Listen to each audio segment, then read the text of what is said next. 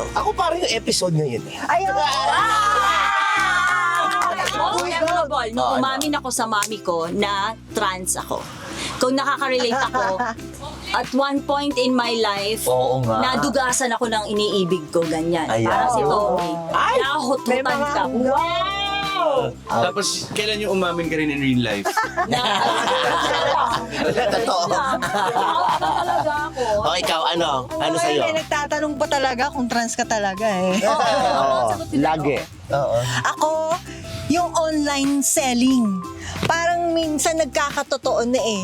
Parang sumakses na rin ako eh sa oo. online Sa online selling. selling. Kasi gano'n naman talaga siya Oo, nagtitinda. benta-benta.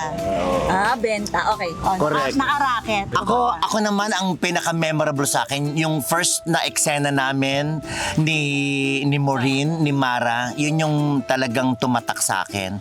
Kasi doon na develop or naging markado yung character ni Vincent. Yes. Yung away. Yung away. Yung first time naming magsasama sa episode tapos magbubugbugang kami doon, nag-isip ako na paano ako magiging wasak-wasak after ng bugbugan. Doon ko naisip yung scarf. Kaya nagkaroon ng scarf na trademark si Ngayon, pag Vincent. wala siyang scarf, hindi Hindi ako Vincent. Vincent. Kaya laging ganoon. Lahat ng guesting ko dito, parang nag-start pa lang ako. Oo. Ito yung regular ako nag-guest eh. Bukod sa ibang show ng GMA. Oo. Tapos sobrang chill lang kasi ng production ng Pipito Manaloto. Totoo. Parang lahat, good vibes, lahat Diba? Aminin mo, nakikisama.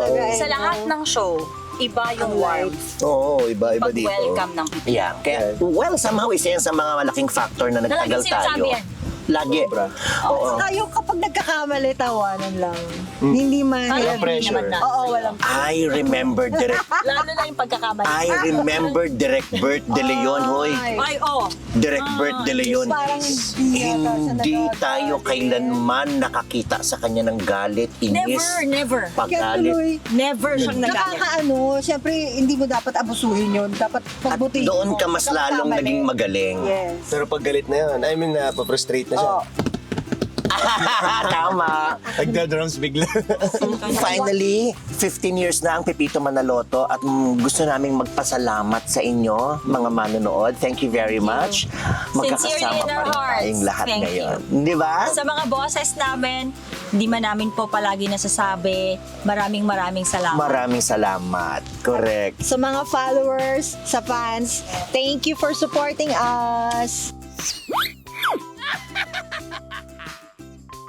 Mahalagang paalala, ang Yulin ay hindi gamot pero nakakagamot sa anumang uri ng lungkot at bagot. One click lang, subscribe na!